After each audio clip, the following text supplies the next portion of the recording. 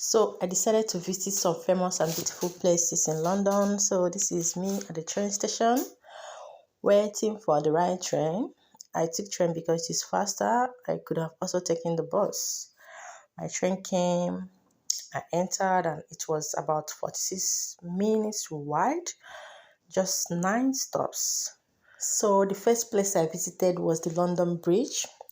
That is London Bridge is falling down, my fellow lady. So you can see the pathway to the bridge. You can see many people. Majority are tourists who came for sightseeing.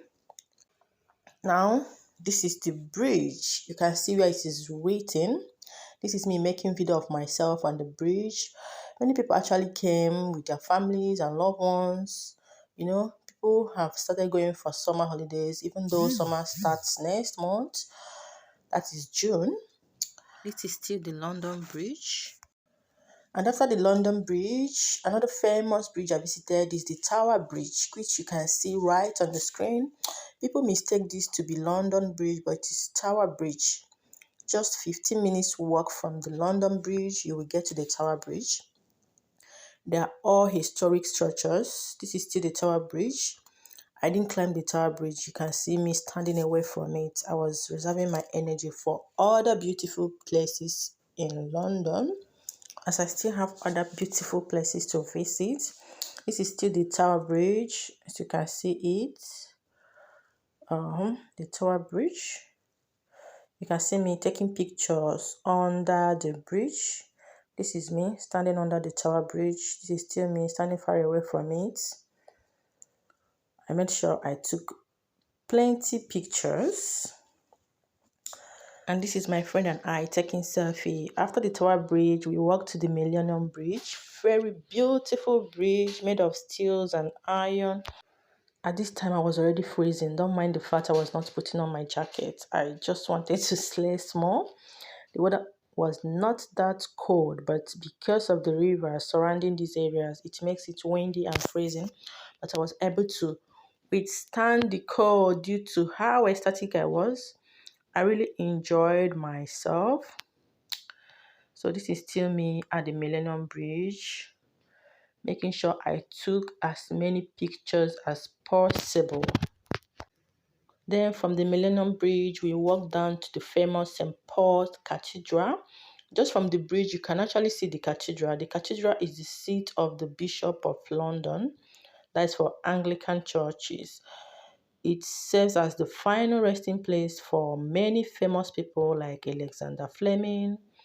That is the man that discovered penicillin. See, I'm teaching you guys history now. This is the side view. There are lots of beautiful structures and buildings at the St. Paul's Cathedral. Then after the cathedral, we went to the monuments, also known as the Monument of the Great Fire of London. And beside it is the Monument Station. Now let me tell you guys a brief history of this monument. So it happened that a great fire began in a bakery owned by the king's baker. And at that time, most buildings in the city were made of wood, and that coupled with a dry summer meant the flame spread with pace throughout the city. The fire raged for 4 days, and during that time, 1/3 of all buildings in London were destroyed. 86% of city was burnt, and 130,000 people were made homeless. Fortunately, there was limited loss of life during the Great Fire. However, the maid who discovered the fire is one of those that sadly perished. And with no fire service to call on, the extinguishing of the flames was left to Londoners. They did acquire the services of soldiers, but they had little resources with only buckets of water squirt and fire hooks to hand. The plan to hold the fire hinged on creating a gap between the houses so the fire couldn't spread, but the strong wind meant the fire jumped across the gap and raged on. The fire actually took 4 days to stop. We wanted to visit the London Eye, but at that time, no glucose in our body again to continue. Maybe some other time, we'll get to see the London Eye. And then we rounded it up with the Big Ben, which is very close to the London Eye.